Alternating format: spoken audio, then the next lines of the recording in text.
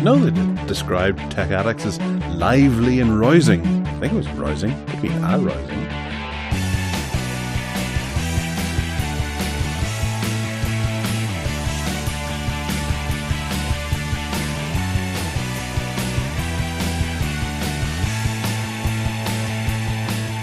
This week we're getting in on Starfield, the Huawei Mate 60 Pro, Harmony OS, the Anker Solex F3800, magnetic trains, and even the Dragon 32.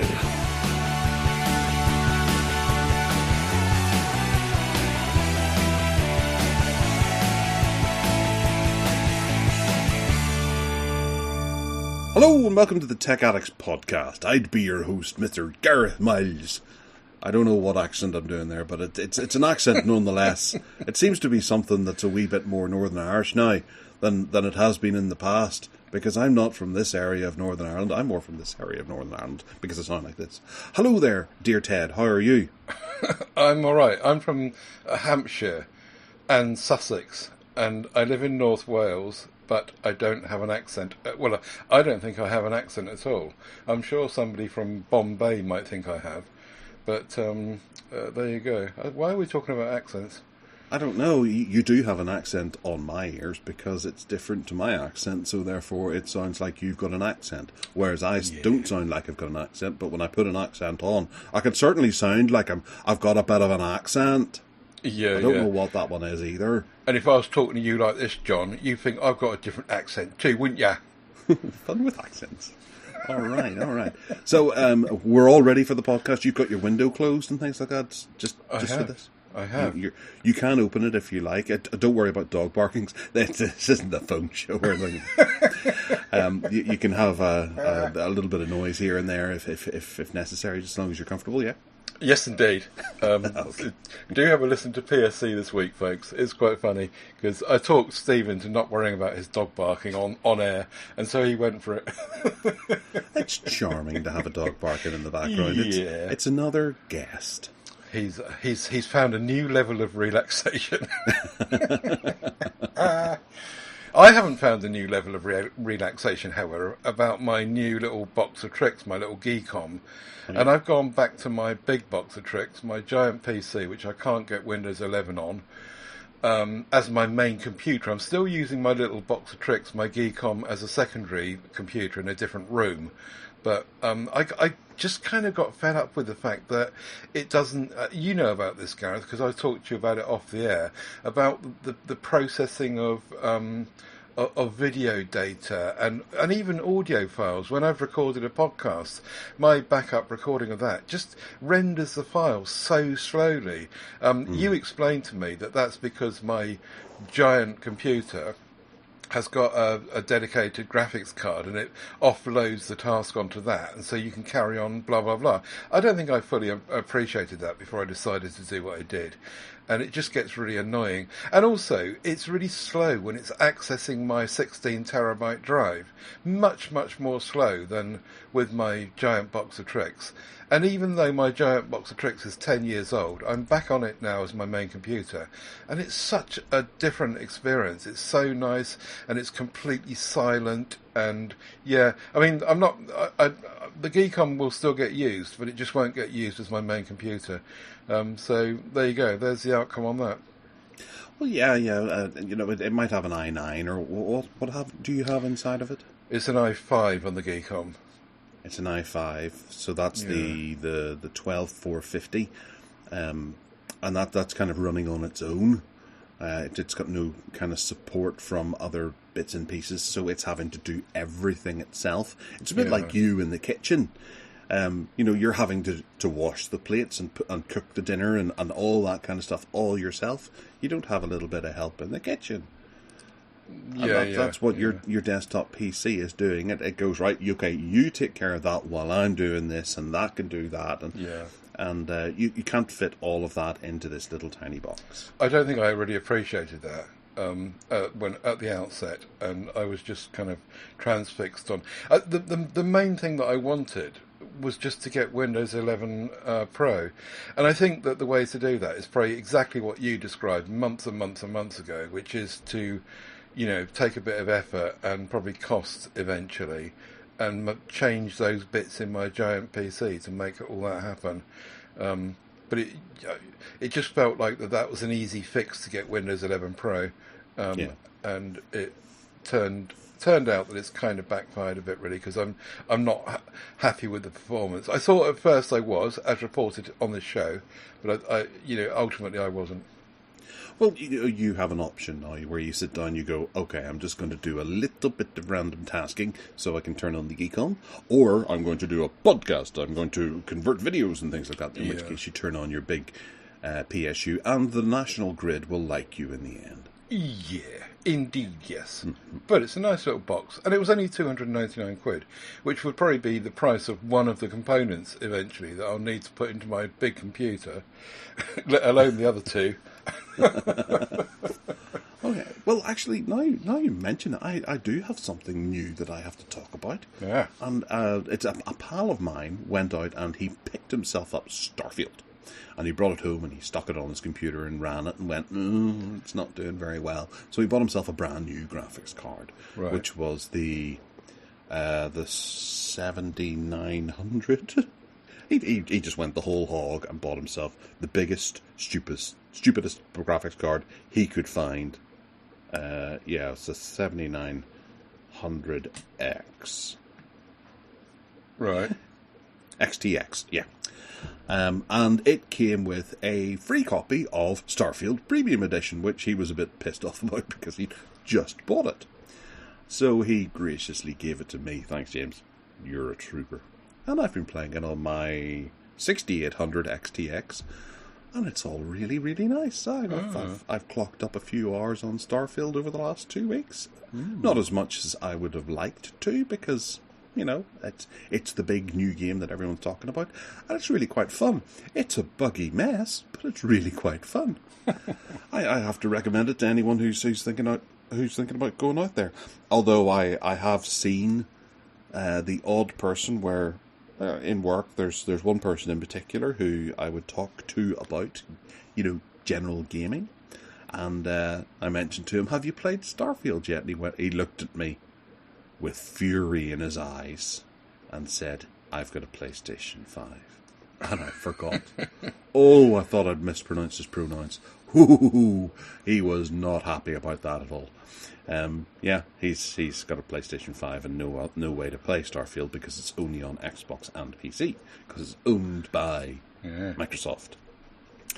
But I'm really quite interested to see what happens when FSR 3 arrives from AMD, to see just how amazing that happens to be, because it's quite an interesting thing that where someone has Starfield it's kind of made with AMD's in mind. Nvidia is the other graphics card manufacturer, and they are not their technology is not fully supported by Starfield. Their DL, oh my goodness, I've just forgotten, DLSS, is it? I can't remember. It's gone out of my head. Their particular type of thing is not supported, but some modders have gone out and made it supported, and they're seeing these excellent frame rates and things like that inside the game. So you can go out and get an unofficial patch through various different sources if you have a NVIDIA graphics card, and get it to run slightly nicer on your system. FSR 2, which is what we're running on AMD at the moment, is really quite nice, and it's doing a good job at getting decent frame rates on AMD devices, if inconsistent. But whenever 3 comes along, it's going to soup things up and really double down. And AMD have decided, we're going to go the whole hog and make this available for everyone who's bought a graphics card in the last 3 years. So they're supporting a good amount of legacy devices, which is something that companies generally don't do, where they'll just sort of drop off. They'll force an upgrade for people who want to get good speeds and things. But AMD have done the right thing there, so it'll be interesting to see what happens going forward. And I'll report back once I get FSR 3 as to how my frame rates are going, because currently I'm playing it in 14.4 with ultra settings, or I can go down to 4K, or I can go up to 4K and take it down to high settings and still have a almost consistent 60 frames per second, unless there's a lot of action happening on screen. So things are good. Things are really good, and they're only going to get better once the new software comes out. Have you heard of Starfield? Ted, it doesn't have Super Mario in it. No, I'm afraid I haven't. Well, kind of rings a distant bell. But I was more interested to find out how much this 7900 XTX, whatever it's called, actually would be costing if you wanted to upgrade to it. Well, he didn't tell me what he paid for it, but having a quick Google, I think it's about £800. Oh, wow. Good. Yeah. I wouldn't recommend you go out and pick one up and throw it into your rig, because it won't run. Oh no, £950 actually, wow, if you want to buy it from overclockers. You'd have to be a serious gamer, wouldn't you, to be forking out that kind of money on one component? Well, you see, we had Skyrim, then we had Fallout 4, and now we've got Starfield. And these are games that people do clock up a massive amount of hours in. Yeah. Hours, sorry. I had a look. I played Fallout 4 when it first arrived on the PC years ago, and I've got something like 390 hours on the PC alone. I've played it on the PlayStation 4 and a wee bit on the PlayStation 5, I think, as well. And I've clocked up another 180 odd hours over on the PlayStation. So, you know, they're games that you can really lose yourself in, and it's not a question of you sit down and you play it through, and once you've completed all the levels, you're done. There's so much more you can go and do. You can play it in different ways. You can play it as a baddie or a goodie. You can go and seek out secrets. You can just explore. You can take it on whatever way you want. It's a full-on RPG. So I think when it comes to my friend James, he knows he's going to be playing this for an awfully long time, and I haven't heard from him since he got the 7900 XTX, gave me the game. All's gone quiet. I'm going to have to check in with his wife that he's all right, because he's gone, he's disappeared, silence. But we'll have to go around with random, you know, bring around some food and things like that, so clean underwear and stuff like that every now and again, just to make sure that he's all right and living okay. Yes, indeed. And I don't have the time to do that these days. I'd love to be able to immerse myself and get lost in it for 300 odd hours, but no. Getting older. Very, very sad. All right, Hardline for the hardware. Apologies, folks, but it is crap. First up is the Huawei Mate 60 Pro. This is going to have some interesting technology that allows you to communicate with China's space communication satellite system. Ted, this sounds very scary, and I can't imagine America agreeing to this too easily. No, and I don't think that the Chinese will make it available to Americans either. The China space satellite system, which is called the Changtong-1, it's not just about emergency SOS messages or dialing up emergency services. This is a system whereby everything goes, like a satellite system like the Starlink. It's supporting of everything that you might want to do online, and apparently this company are making it available across the whole of the China's satellite system, which means that presumably everyone in China, unless it's cloudy, will be able to just sign up to this service and just get connection wherever they are. And China's a big place, isn't it? You know, if you think about the vast amounts of America that are not covered by any kind of cellular signal or masts or any kind of communication, go out to the middle of some state in the middle of America and there's nothing. Whereas if this was true also for America, like for China, the whole country would be covered. But, you know, there's no idea about costing or anything. But I guess the Chinese government will just give it to everyone to use, won't they? Well, you got to wonder. You see these videos and images coming out of Beijing where people are having trouble seeing 3 meters in front of them. How's this going to work that's true. with cellular connectivity? Oh, blimey. Yeah, that's true enough. But anyway, it'd be interesting to see how they get on and how well it works or badly it works, if we get to hear the outcome, that is. I'm sure these days we probably will, but you never know. And because it's a satellite array that's kind of above Earth, if you were to go to America with one of these phones in your pocket, or come here with it in your pocket, it just wouldn't work. No, I think the satellites they all sit above China. So as the globe turns round, they follow China where it goes. So you wouldn't get this anywhere else. Right. Okay. So Chang-tong. Yeah. Right. Okay. That's interesting. But yeah, the other part of this story is obviously about Huawei and the way in which China are saying giving the V's up to America and the rest of the West, and saying this Huawei thing we are serious about, and we'll come to that in another story a bit later on as well, in terms of how they're moving that forward. Yeah. All right.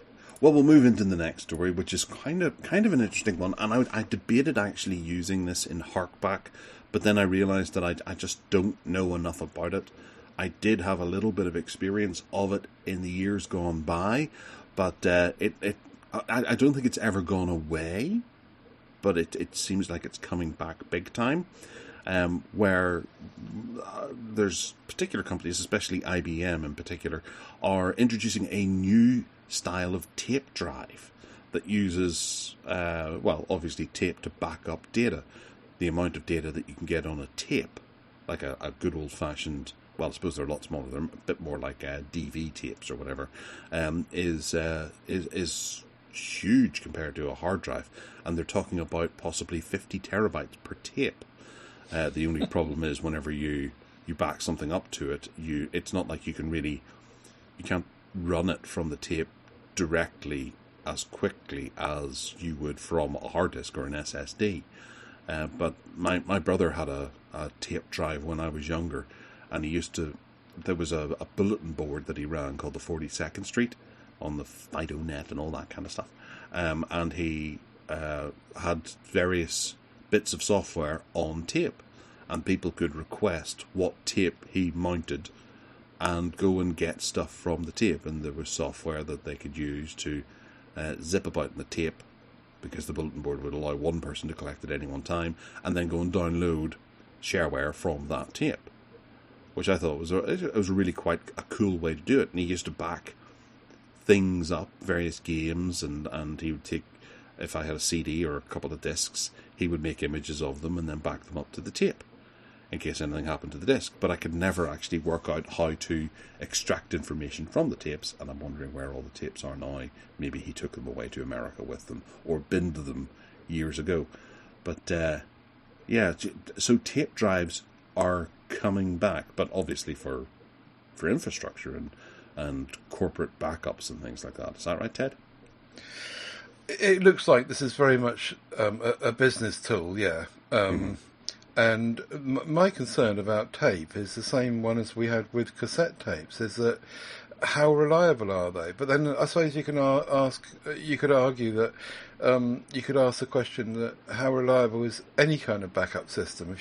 If you're trusting disc CDs or laser discs or hard drives or SSD, none of it's infallible. But my impression with tape is that tape stretches and tape breaks and tape rots too. Gets mangled up in the works when it goes round, and you think, is that really a very reliable thing to have? Now, when you're talking about this kind of level of thing and this kind of business standard, presumably all those issues are not there.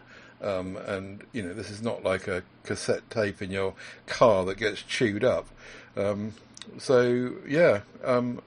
how the other people live, backing up our data. It makes you wonder if these huge servers, like for example Google or Apple, they've got all their backups. What are they doing? Do they use tapes?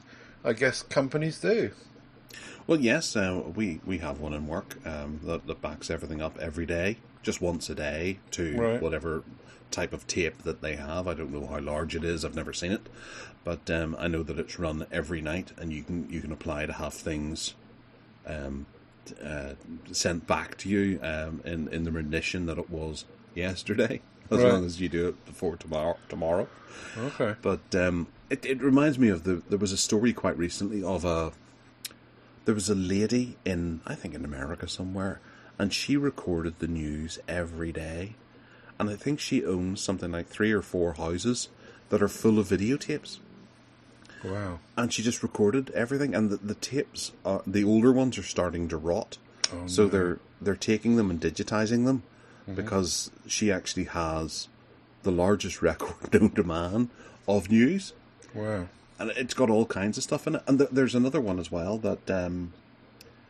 I watched a YouTube video where a smaller YouTube company has managed to buy a large collection of archive material that spans across videotape and hard disks and all these sorts of things. It's just got these big boxes of game announcements and live shows where, say, Xbox have shown off their newest thing, or GameSpot have done an article on such and such, but it's not available on their website anymore. But it's all been dumped to tape or dumped to some sort of older medium. Mm-hmm. Medium would be the right one. Yeah. And they're going back and they're trying to digitize everything. But it's once you digitize it, what do you do with it? You've got to back it up onto something, and you're going to end up putting it onto a new style of tape, or store it in Dropbox until Dropbox dies. Exactly, and Dropbox are just doing the same thing with the data. Yeah. So, and it makes you wonder about these things that they sent off into space. They put a history of mankind on a disk somewhere, sent it off on Voyager or whatever it was, and you think, well, in 50 years' time, the thing might have been knackered anyway.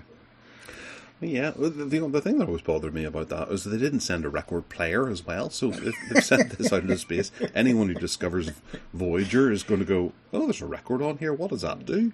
Yeah. Well, let's go and invent a stylus to listen to it. Yeah, and they probably put in a 3-pin plug as well. Yes, and it's all written in English. Oh no, it's written in various languages, isn't it? I think so, yeah. Yeah, so because they might have one of those. Exactly. Yeah. Anyway, there you go. All right. Well, carrying on with Huawei, we have Harmony OS, which is going to be available for PC, and they're suggesting in this article that Windows might be in trouble because everyone's going to run out and install Harmony OS on their PC, aren't they? Well, bear in mind that this article comes from Huawei Central's website. Right, okay. So the bit about it, Windows being in trouble because Harmony OS is doing PCs is obviously a propaganda stunt on the part of this website. But it's interesting that they're doing this. That as I was saying earlier, that Huawei and Harmony OS and the Chinese are actually giving the V's up to the West, and they're saying, look, we're doing this, and even if the West don't adopt Harmony OS for any PCs anytime soon, we can flood China with this, and we can get China away from Microsoft, and we can stop them using Apple, we can stop them blah, blah, blah, and we'll just flood our own country in the East with this, and then presumably in time, if it's good enough, it might then start to seep out, and Huawei end up taking over the world, and America shoots itself in the foot because of what it did. How harmonious. I mean, it's all a bit. It seems to be all a bit far fetched, but Harmony OS they put it into lots of things up to now. They put it into obviously phones, which are locked down without Google services, tablets, wearables, even cars, and by putting them into PCs and laptops. As I say, certainly for the Far East for now. It looks really interesting. I'd love to have a play with it and see what it does and what it can do and how it compares with Windows particularly. And I'm sure Apple fans would like to see how it compares with Mac. It looks like it's really well done and so far. And the tablet UI looks very attractive, which is already out there. Good luck to them, I say. Well, possibly, but I just think that there's so many Linux-style distros for you to go out and check and play with, and they all do different things. They're all focused on different ways of being. I don't think anyone's going to be too interested in this in the Western world. They could force it in China that this becomes, because obviously it can do what they want it to do. Yeah. But in the Western world, I think people only look at it from the curiosity of what are they being subjected to?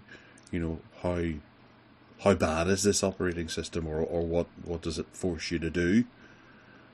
Whereas you can have one of the many Linux distros that are good looking, easy to use, and have a proper attitude toward being a fully fledged OS that's free and unlimited. But they're not after Linux users here. They're after mainstream Windows and Mac users, as I say, initially in the Far East. But who knows how it might creep out in time. Yes, like a bad fart. Well, it might. I mean, for example, if they were to say, "Let's have a real big launch in India," they then get Harmony OS flooded in India by some deal they do with them. Then Putin says, "Right, yeah, this will be a good anti-West thing. Everyone in Russia now has got to use Harmony OS." And then suddenly, as it creeps and creeps across, North Korea will be next. And then suddenly, we're getting all political now, aren't we? Suddenly you realise that half the world's got Harmony OS because it's a huge V's up to the west. I think most of Russia already uses Linux anyway. They're all hacking into systems and things like that. Every time you see a Russian computer in an American film or a Western film, it's always being used to hack in. It's got some sort of code on the screen to be able to take down a bank or the NHS or something like that. Yeah. Well, MediaTek have developed the first 3 nanometer chip using TSMC process technology. What does TSMC stand for, Ted? No idea. Oh. Well, I think I did know at one point, but I couldn't quote it for you off the top of my head. They don't even tell you in the article, so they don't know themselves. I think they just assume everyone knows. Like, they don't explain what SoC means, but they assume that we know what SoC is. Taiwan Semiconductor Manufacturing Company. Well done. So yeah, the point here is that it's a forward surge, and it's not Qualcomm. You see, it's MediaTek, and it's what Taiwan is doing, as you just discovered, compared to everyone else, and they're moving forward. The Dimensity series. I've had a couple of phones with a Dimensity chipset in, and they all seem to work really, really well. But we just always tend to go for Snapdragon whenever we possibly can, assuming they're the best. But perhaps time's changing. This is certainly a move forward. Wasn't this the story about Apple, and they were trying to buy up all the 3 nanometer chips from everywhere? There was some tie-up with Apple, wasn't there? That was back in the A7, wasn't it? They were looking to. Yeah, I think that was a while ago. Right. Okay. Would that still be a possibility now? I don't know, but it's interesting that MediaTek are on this and not Qualcomm, unless Qualcomm have already done it and they haven't told anyone. Well, this should bring with it 18% faster processors and be 32% lower on power usage power usage, and offering a 60% increase in logic density, which is what everybody looks for, isn't it? Oh, hang on a minute. Qualcomm will be sourcing 3nm chips from TSMC and Samsung. So obviously, perhaps the story here is, as usual, we're floundering around with this crap.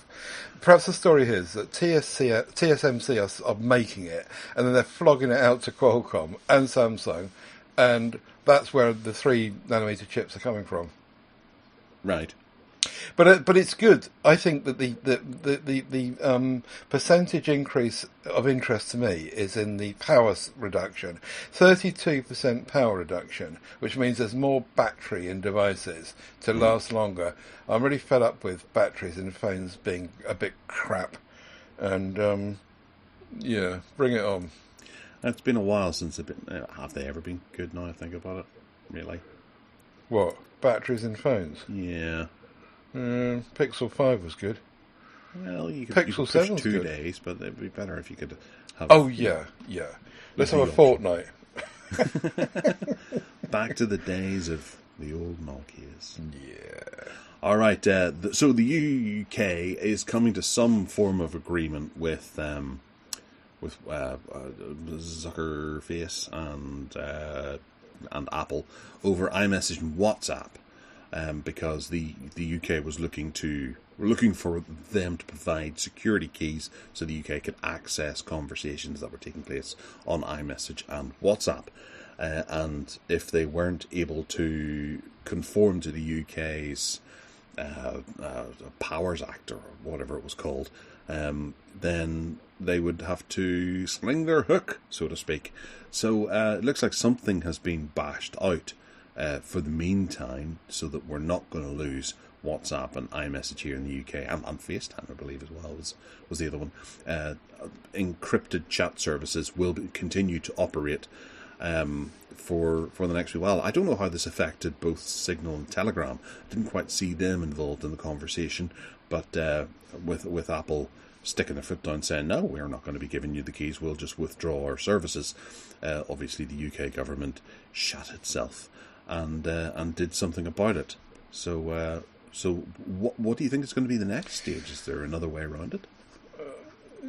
I don't know, but there's certainly two ways that you can look at this. You could look at it on the basis that, well, if I was a terrorist, then this is great news because we can communicate with each other and blow up the Houses of Parliament. Careful what you're saying. Their scanning will get banned. Oh, sorry. Well, it's coming up to Guy Fawkes soon. And we can all communicate with each other, and we know that no one's allowed to touch this, thereby doing exactly what the UK government were trying to not let happen, and look after the citizens of the UK by not enabling this free-for-all communication channel. Or, on the other hand, you could say, well, hang on a minute, this is all very Big Brother, and this is really good that this has been that the UK government have not been able to make this happen, and good for Apple and good for Facebook, and yes, it should be open and free. This is a democracy after all. So I think there's just two ways of looking at it, isn't there? And obviously the UK government have decided that, particularly iMessage and WhatsApp, are so huge, there'd be an absolute uproar if they suddenly stopped working overnight. Yeah. Oh, it would be a fiasco, really. But at the same time, opening it up and handing over the keys that the UK government could do what they're wanting to do is probably something that the Conservative Party aren't terribly happy about, because their dodgy dealings would then potentially be exposed. You'd suddenly get people deleting vast swathes of information off their phones. Wasn't it recently that was Boris Johnson? He'd lost the ability to be able to open up his old phone with various conversations. Then eventually he worked out his password. I think things went quiet after that. Right. And all of a sudden, oh no, we can't force things, because they're devastating for the powers that be. Yeah, it's all corruption. You said this is democracy. It's far from that. If this was a democracy, I'd be able to vote for someone who would actually change things in my country, but I can't do that. I can't. Enough. Tech. Oh, yes. EU spares Apple from mandatory RCS for now. For now. You were a bit of a fan of RCS until you watched Google do what they were doing with it, weren't you? I think I still am. I think to have a unified global system, well, apart from China and Russia and North Korea. For those who don't know, RCS is a format of SMS. It's slightly different. Kind of. But it's an enhanced version, and it allows much more rich communication via the system. That's what it stands for, see? The Rich Communication System. Anyway, so what they're saying is that the EU, in their deliberations, have decided that they're going to not force Apple to adopt RCS, but that there's some decision coming in, when is it? February 2024, where they are saying that it's likely that we will be doing this after all. So that's why the headline is for now. In February 2024, they're saying that they will likely do it anyway, and then Apple will have till August 24 to make the changes and comply with the Digital Markets Act. So Google, it looks like Google eventually are going to get their way. And I must admit, now that they've ironed out some of the early problems with RCS, and I've been monitoring it quite closely, and I've been trying to use it as my main system. It does seem to be very good. Occasionally it does kind of cock up, but most of the time it works really well, and you can kind of send stuff across that you want to, and there's rich messaging functionality within it all, and it's pretty good. I haven't got a problem with it, but it'd be nice if it was universal. Yeah, I think that's the big crux of it here, and it is just Apple sitting on the way line, having issues. All right, radiative cooling. Yeah, you're on your own with this one, blimey. I tried to understand it. I read it this morning again, and I tried to understand what it's all about. But this is for tech boffins, I think. I think the bottom line is that they found this way in this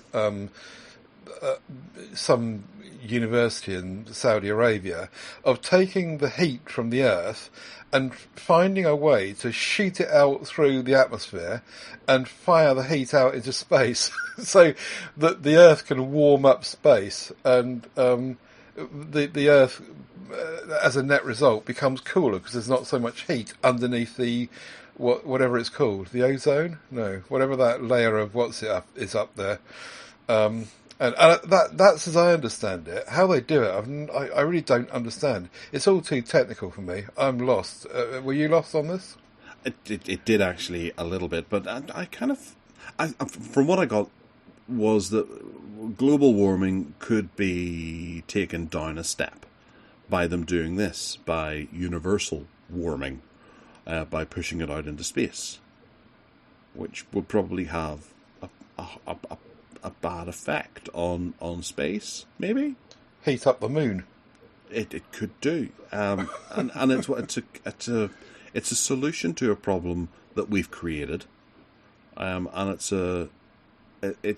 it serves only to help justify what we're doing to the Earth. You know, I don't think they should be looking into ways to try to cool down the Earth other than let's find better ways to burn fuels and create power. Not, oh crap, it's getting a bit hot in here, let's open a window, but it's raining outside. Open the window. You know, it's like a skylight. You can't always have the skylight open. And what happens whenever this gets taken down or destroyed or whatever, whenever they realise that this has a problem with what they're doing, it creates something else, a byproduct. And I just, more effort should be going into solving the problems that we're creating as opposed to finding a quick and easy way out. I still think the best solution is to put something between us and the sun. That it seems obvious to me. Just get this great big sheet of whatever. But then we're continually burning coal and oil, which is releasing fumes that are sticking in the atmosphere. Oh, I'm talking about greenhouse effect. Yeah. I'm talking about just making everyone less hot.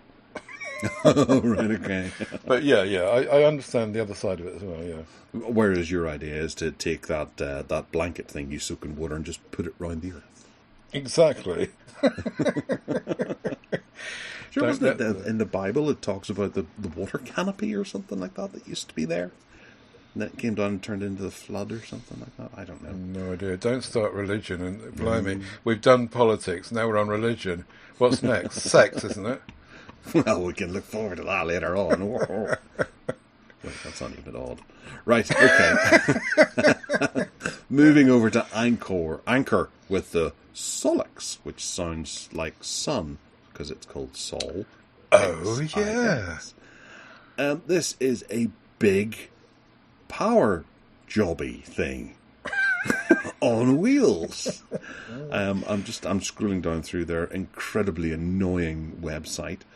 That is green power for all. Power up clean and quietly. The Solix F3800, which is obviously the sequel to the F3700, directly changes all your appliances in the home and RV, recreational vehicle, or caravan as we call them here, to directly recharge your EV. No, we call them vehicle. Motorhomes, please. Okay. Well, yeah, okay, motorhomes, yeah. Caravans are the towable things, aren't they? Yeah. Right, sorry, yes, there's a difference. It's like that whenever I correct people when they say elevator when they mean lift, and lift when they mean elevator, because an elevator is for people, a lift is for cargo. There's a difference. Wow, very good. You learn something every day. There's an event coming up with the release of this, which is on the 9th of October, and what they're trying to do, Anchor are trying to encourage people to do, is to sign up to the launch event and get 45% off of this item. But they don't say how much the thing is. So you've no idea what 45% off is. That could be £5,000 or it could be £500. Fortunately, they're not asking for a deposit or anything, so there's nothing lost in signing up for it. But the thing that caught my eye was the fact that the motorhome thing, but also charging cars, because we have all this kind of move towards EVs and people complaining about the fact that power's running out left, right, and centre in some service stations, even on motorways, but also trying to get pavements dug up to get power out to where your car sits to charge it up. But perhaps this is, one of those helpful solutions. I'm not really sure. We need a physicist here, or you, to try and work out before the launch and they tell us all the details about what 6,000 watts 230 volts means and 3.8 to 26.9 kilowatt hours per station. With expansion. There's another, in the infographic, there's another picture there of about, 9 of these things all piled up on top of each other. So it's either a lot of kind of marketing hype for them to flog something that's crap, or actually this is some sort of thing that's going to, be quite innovative and be interesting going forward. Which do you think it might be? Well, I'm a bit concerned at the moment because I think you're on the wrong podcast. You mentioned a physicist and then me. That would be Steve. He's a clever chap. I'm far from that. I can't even spell physicist. Okay. Anyway, it's a bit of a beast. It's on wheels, and it looks like it's about, 2 foot high, or 2.5 foot high, or something. Do you think there's a place for this? Depends how much absolutely. it is, doesn't it? Yeah. Well, you look at the likes of the Jackeries and things like that people are buying up. I know Steve is enjoying his very much, and every now and again I see more and more of a need for it.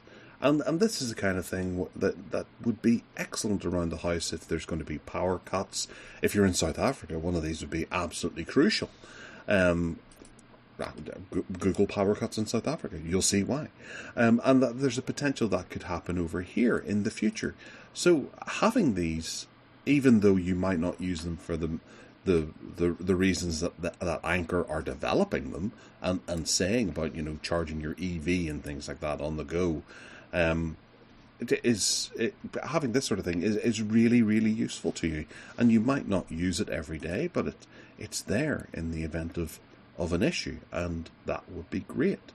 It shows someone out having a barbecue on their lawn, and for some reason, I don't know quite why, but they're outside their house starting up a diesel generator and covering their family in fumes. Do you tend to use a diesel generator when you're barbecuing for your family? If you're using the diesel generator to power your EV, you might. But oh no, what they're saying is, if you look at the thingy, is that this is crap. Look, I'm starting up this generator. My family's being covered with smoke. That's a load of crap. We'll use the Anchor Solix F3800 instead. It's clean. Yeah. But I don't even... is his barbecue powered by the diesel generator? No, you're missing the point. Why is he starting up a diesel generator? He's in his back garden with a barbecue. How crap it is. Is he smoking the meat with the diesel generator? Yeah, I don't know. Perhaps he's just powering his whole house. Yeah. Well, these big batteries, everyone can use them, and they'll use it for various different things. Whether it's just peace of mind, or you can take it away with you on a camping trip and have a large amount of power to power all of those bits of technology that you take with you on a camping trip, because we need those things more so now, and it charges cleaner. Cars. And the battery, I hope, is disposable in a way that's much cleaner than we are seeing from the batteries that are currently being put out. I think the key for me here is the car thing, where as I said, everyone's having trouble making sure they've got arrangements for their EV cars, and this one it puts another option in your back pocket. Well, not in your back pocket. You'd have to have a very large back pocket. There was I saw I can't remember if it was in a film or a TV show or something, but there was a delivery guy on a scooter, and he pulled up alongside a bank of these rectangles, and he took one out of his scooter and put it into the bank, and took a new fresh one out and put it back into his scooter. Oh yeah, and it was basically like a charged battery. Yeah, I remember that. And then zipped away. Well, that should happen for cars, shouldn't it? Yeah, good idea. Except that at the moment, that if you unpick unfold what's inside a car, there's banks and banks of these batteries, aren't there?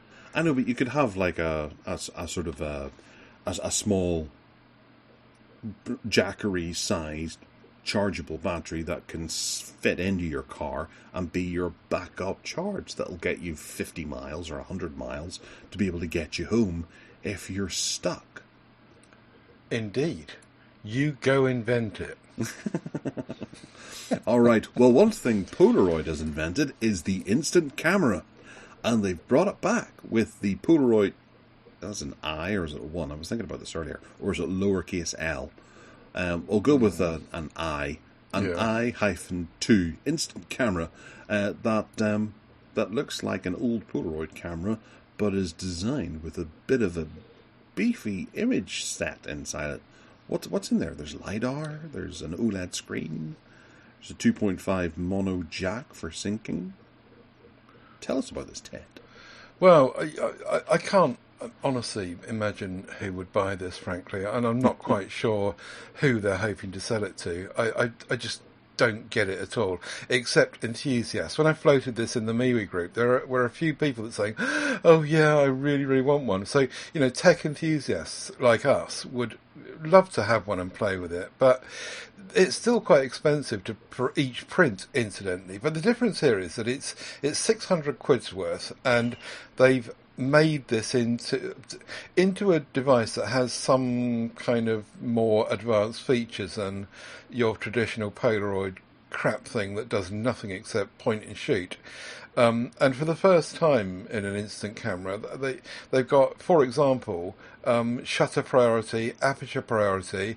There's I think there's an f8. I'm not sure if it's saying that f8 is the widest, or whether if it's got aperture priority, that must be a variable. So anyway, yeah, aperture priority, manual. There's a 2.5 mono jack for syncing to a flash gun. There's even a 1/4-inch thread on the bottom for a tripod mount. USB charging. They reckon that with each charge you can get through 15 packs of film. And yeah, all singing, all dancing, Polaroid on steroids, which they're hoping presumably will appeal to people of the age 60 to 70 who remember Polaroids sweetly, but remember how boring and crap they were. And 600 quid. If this was 150 quid, I no doubt would want one, but not for 600 quid. And who do you think is going to buy it? Well, I know one person who absolutely wants one, but she's not getting one, would be my stepdaughter. But it does say here that it's got a fun multi-exposure mode. And if memory serves, a Polaroid camera, the multi-exposure was due to the mechanism not working correctly, wasn't it? And you'd get a multi-exposure where it bleeds two exposures into one. Yeah. That's right. That's a feature. So you take one shot of the sunset, and then when your family are there, you take one of the family and you put the two together.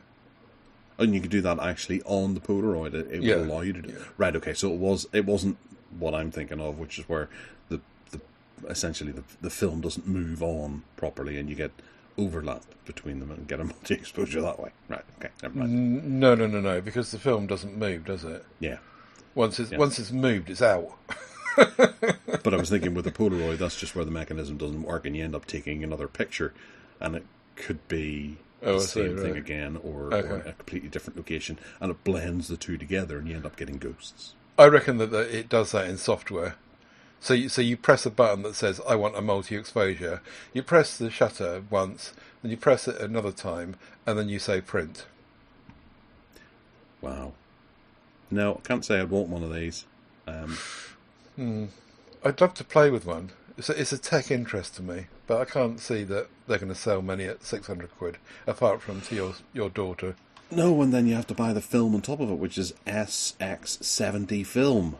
How much is it? I think somebody said in the MeWe group how much it worked out. Was it 70p? I think they said 70p a shot. 70mm film 5-pack is £80, down from £95. That's black and white. And it doesn't say how many pictures are 8 instant photographs per pack, so 8 5s are 40, so that's 40 exposures for $79.99. Ouch. Go on then, do the maths. I just did. How much is it each? Oh, right, okay. It was 8 for 40, so 8 5s are 40, so it's £5 a picture, isn't it? No, surely not. I thought someone had said in the group, oh no, how much they'd worked it out, but it's not in that group. It's in our Camera Creations group, which is another lovely group that you should all visit and join up. Links in the show notes to Ted Salmon. Here it is. Look. Oh no, it's not. Hang on a minute.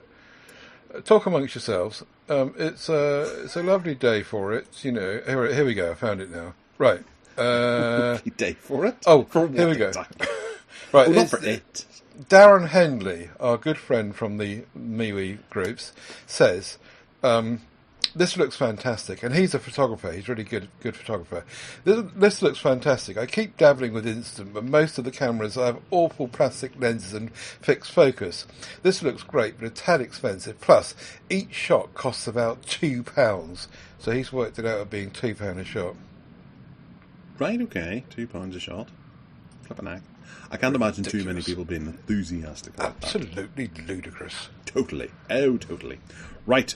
MagRail have tested and confirmed that their railway vehicles can magnetically levitate on existing railway infrastructure without any friction. That sounds they did this years bonkers. ago. I think Magnetically levitating trains. I think they did this in Japan years ago. I seem to remember this going on, but this is in Poland. So perhaps the news here is that it's escaped from Japan. There's a picture there of one of the wheels. I think that maybe the Japanese thing that was already in place was not able to run on existing rails, and the news here is that they found a way in Poland to make this thing use any track that's already in existence. Right. So it would get rid of the cha-chung, cha-chung, cha-chung, cha-chung as you move from one rail to the other, which would be sad to hear it go. But at the same time, what happens if... Obviously, this is electromagnetic as opposed to just magnets. Wouldn't it be? If it was to suddenly stop, they obviously have the wheels there so that it can function as a normal train in the event that the magnetic powers... Magneto stops doing his job. Yeah. And it can just softly drop down an inch onto the rails and then perform as a functioning regular train. Mm-hmm. That's a scary thing. And this doesn't require a centre line or anything that's running along there. I don't know how I'd love to see more. There's not enough. No, this test vehicle that they've made, which looks like a Japanese train. There's no indication of how it's actually powered. It's just that the principle here is about the levitation and how that all works. Because actually, if you're levitating above the tracks, presumably you'd need very little power, because once you're moving, you'd be floating along, wouldn't you? So, perhaps they get everyone at the train station to get out and push. So they push the back of it, get it going, and then it just goes on forever.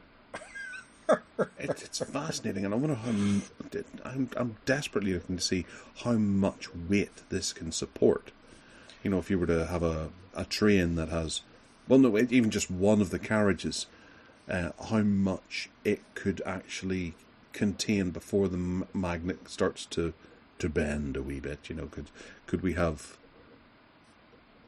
tons and tons and tons of cargo going along? Yeah, they're saying that this vehicle weighs 2 tons, and that they've got it up to 70 kilometres an hour, and 0 to 100 kilometres in, which I think is 65 miles in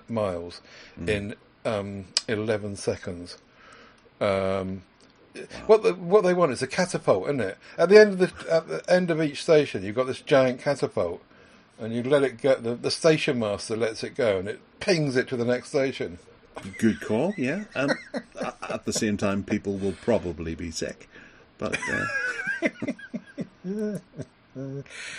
Oh dear, what fun, eh? Oh, absolutely. But one thing that really does look fun is the Clockwork Pi. This is a little construct-it-yourself console that you can purchase online for, it's not that expensive. It's about I think it's about £150, if memory serves. $139. $139, right? But okay. I don't know what that is in pounds. Probably the same, isn't it? Could be, or it could be gouged. I'll open up the official website while I'm chatting about it. This is we've seen sort of one or two-handed computers that fit more of a function like a Game Boy than anything else. Slightly wider Game Boy with a full QWERTY keyboard and some buttons as well, because it's not just focused on being a gaming system. You can use it for whatever you like, because you put a Raspberry Pi inside of it, and you can put it in the modules that you fancy. So you can have it set up to be whatever way you want, whatever way your business requires it to be, whatever way you want your retro games to be. And they do a bunch of different ones. And their main kit is called the uConsole Kit RPICM4. And it's got a Clockwork Pi version 3.14 as a main board, which is a Raspberry Pi CM4 10,000 or 104,000 Lite, which has an ARM Cortex A72 quad-core, 4 gigabytes of DDR RAM, Wi-Fi 2.4 and 5 gigahertz, with wireless connectivity, Bluetooth.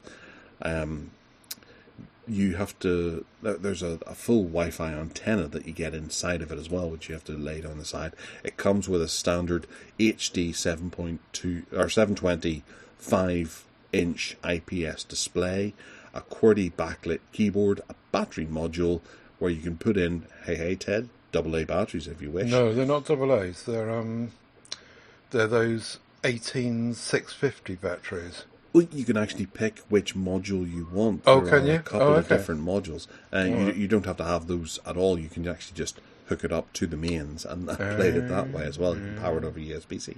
Okay. It's got a 32 gigabyte TF card included with Clockwork OS as well. But you can jigger around with this because it's a Raspberry Pi. You can install pretty much whatever you want.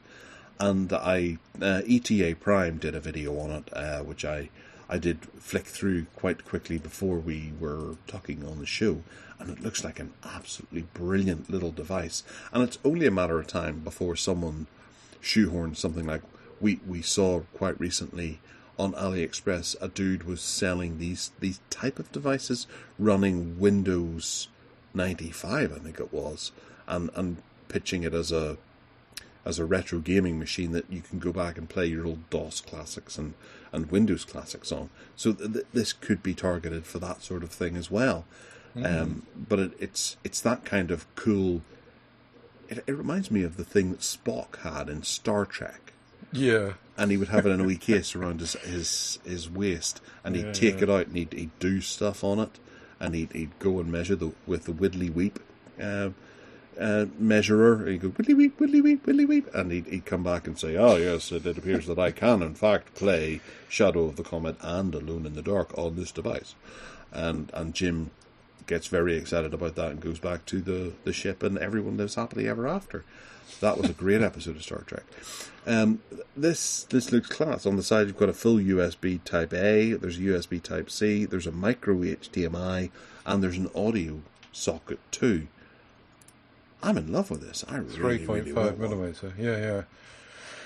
Just to put a spanner in the works, I've just put it into my basket, and it's £40 delivery to the UK, plus whatever customs. Yeah, that they might catch you on customs and charge you VAT. So at the moment, the basket is $179, which equates today at £145 in the conversion. But yeah, put VAT on that and it'll be a bit more. But you still, get a 4G version as well. You can. The 4G version is another $50 on top. So I'm quoting the one that's just Wi-Fi. Yeah, it's a really lovely device. Yeah, and it's just a real toy to play with, to see what you can do. And I can't wait to start seeing the YouTube videos spilling out with people doing all kinds of stuff on this. Yeah. You know, and seeing just how far they can push it. Obviously, Windows 10 will be on there, Windows 11, and various different Linux kernels, and even people just, does it run Doom? Yeah, probably will. Have you seen the other devices they've got on their website? Yeah. Little typewriter-looking things with screens on, and I wasn't aware of any of this at all. No, and they do a full Game Boy style. Game Boy, yeah, that's right. Game SH, it's called Game Shell kit. Yeah. I think I'll have a look around this website when we finished. It's very interesting. Yeah. Cool. Good stuff. All right, moving on to the next one, which is a 17-inch foldable tablet from HP called the Spectre Foldable. It costs, wow, dead cheap, this thing. With its OLED screen measuring 17 inches diagonally, and a 2560 by 1920 resolution, 500 nits, IMAX enhanced. It's only $5,000. That's all. It's got a 10-core, 4.7 gigahertz Intel i7 with Iris Xe graphics, 16 gigabytes of DDR5 RAM, at 6,400 megahertz, and a 1 terabyte PCI Express M.2 NVMe SSD, which is very nice. Bluetooth, Wi-Fi. Battery is a large 94.3 watt-hour battery that produces 1,000 watts of power. Oh, it's charged, by 1,000 watts of power adapter. Yeah, that would make more sense. What do you think, Ted? Would you have one of these? Oh yeah, if money was no object, of course I would have one. We did see this coming. I think it was one of the big shows last year, but no one's actually seen it on sale until now. And £5,000. It does look nice. Dollars. And sorry, dollars. Yeah. I guess that'll probably be the same in pounds, though, won't it? Anyway, the interesting thing here is that you can turn it, it's multifunctional. You can use it like a laptop, or take the keyboard out the way, and then either use it in the tent mode still with a virtual keyboard on the bottom half if you really want to, or you can open it up and put it up in front of you sideways so it becomes this huge monitor, and use the keyboard separately. It does look like it's been really, really well thought out and really well executed, and no one else appears to be doing this at the moment. So they've got the market cornered, haven't they? £5,000 or not £5,000. I did watch a video on this earlier on, which is linked in the website here, Tablet Monkeys. And it looks gorgeous. It looks absolutely lovely. Well thought out, well done, really good specification. But it should do for £5,000, shouldn't it? I actually honestly believe they could have done better with the specification for £5,000. But I suppose it's difficult to put stuff in there. You know, it's an i7. Could have been an i9. Yeah, but the cost is all about the folding OLED, which is like what Samsung are doing, but, you know, massively, hugely enhanced. There's only the one flavour. You can only get an i7. There's no i9 available. That'll do me. Yeah. Unless I want to render video and audio. Yeah. I don't know. I wouldn't pay that amount of money. If I had pots and pots of cash, I still wouldn't pay that amount of money for it. Okay. I think it's a wee bit overpriced. Well, you'd be the one left behind, because I'd be enjoying it. No, I think I'd much rather have my wee clockwork pie than that. I think I'd be much more productive than you. Talking of which, and jumping back to that story, I would encourage people to look at the video linked in the story there, because it's quite interesting. That it's a 10-minute video of this guy putting the thing together, from unboxing it and assembling it, and it's really piss easy by the looks of it. Yeah. And you know, quick and easy. That clockwork pie thingy, I really fancy the look of that. Anyway, sorry. And then whenever you're on the train or out in public and people say, "What's that?" And What's that? Like, "Oh, I built it myself." Yeah. Really? It's like, well, you're not lying to them. It's like Lego. Yeah. But anyway, sorry. Back to the Spectre. Moving on from the Spectre. We'll just go. We'll go to the Reach. Okay then, let's reach for that. Logitech's Reach camera has an articulating arm that lets you point it at about anything. It's currently on Indiegogo. Why is Logitech using Indiegogo to fund stuff at the moment? I can't quite work that out. But this is it's basically chemistry equipment. You've got a retort stand, and then you've got an arm that sticks out that has a camera attached to it, and it allows you a lot more flexibility when you're filming stuff. There's an example of a rather attractive young lady sitting on a big bean bag knitting stuff, and she's got the camera pointed at her using this setup. So it's got a 1080p 60 frames per second video capability, which isn't great. I prefer 4K if you're going to be paying between $300 to $400 for this unit, because you can achieve this by going out and buying a few bits and pieces off of Amazon and tying them together with. But I think the whole idea is that, say for example you're doing an unboxing, which is the experience that I have. It can sit there, it can be posted at a 90-degree angle, and it can shoot directly down and have a decent amount of macro capability, which is great and all. But I think they're pitching this at a wee bit too late in the game. Whenever people are done doing unboxings, and they're showing. Right. Okay. I've gone on the Logitech's website. They're showing a teacher pointing it at a book and being able to work through the book with the kids. So it is more for schools, right? That would make more sense. Yes. Okay. I'll step back.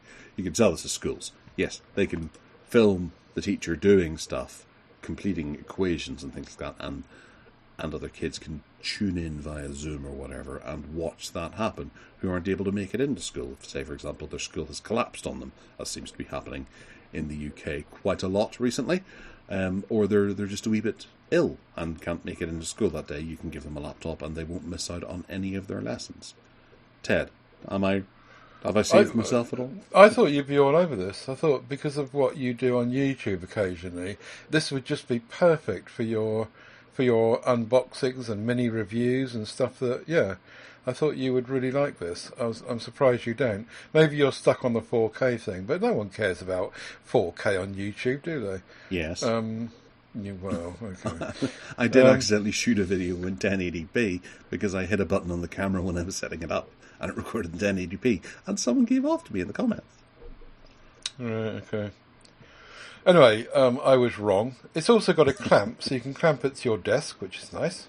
And it's just, I think it's, the point is that it's an all-in-one solution. You're quite right. You can go and get this with G-clamps and stands and articulating arms, and you could build this for yourself. But this is just done for you.